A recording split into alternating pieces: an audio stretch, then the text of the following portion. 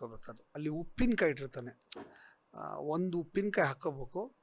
ಅವನು ಬಂದು ಚಟ್ನಿ ಹಾಕ್ತಾನೆ.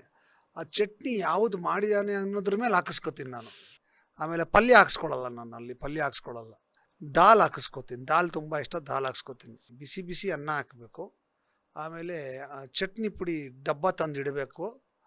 ತುಪ್ಪದ್ದು ಮಗ್ ತಂದು ಇಡಬೇಕು. ಆ ಕಂಡೀಷನ್ ಇದ್ರೇ ನಾವು ಆಂಧ್ರ ಹೋಟ್ಲಿಗೆ ಹೋಗೋದು. ಸುಮ್ಮನೆ ಹಿಂಗೆ ಹಾಕ್ತೀನಿ ಅಂದರೆ ಹೋಗೋದೇ ಇಲ್ಲ ನಾನು. ಅನ್ನಕ್ಕೆ ಒಂದಿಷ್ಟು ಅನ್ನಕ್ಕೆ ಪುಡಿ ಹಾಕಿ ಕಲಿಸ್ತೀನಿ.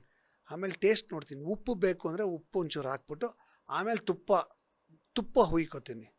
ತುಪ್ಪ ಎಲ್ಲರೂ 2 ಚಮಚ 3 ಚಮಚ ಅಂದರೆ ನಾನು ಮಿನಿಮಮ್ 10 ಚಮಚ ಆ ಥರ ಲೆಕ್ಕ ನಂದು ಹಾಕ್ಬಿಟ್ಟು ಕಲಿಸ್ತೀನಿ. ಕಲಿಸ್ಬಿಟ್ಟು ನನ್ನ ಜೊತೆ ಇರೋರಿಗೆಲ್ಲ ಕೈ ತುತ್ತು ಕೊಡಬೇಕು. ಎಲ್ಲರಿಗೂ ಒಂದೊಂದು ತುತ್ತು. ಎಷ್ಟೋ ಸರಿ ಅಕ್ಕಪಕ್ಕ ಟೇಬಲ್ನವ್ರಿಗೂ ಇಸ್ಕೊಂಡಿದ್ದಾರೆ. ಆಮೇಲೆ ಅಲ್ಲಿ ಕೆಲಸ ಮಾಡೋರೆ ಅವ್ನು ಕ್ಲೀನ್ ಮಾಡಿ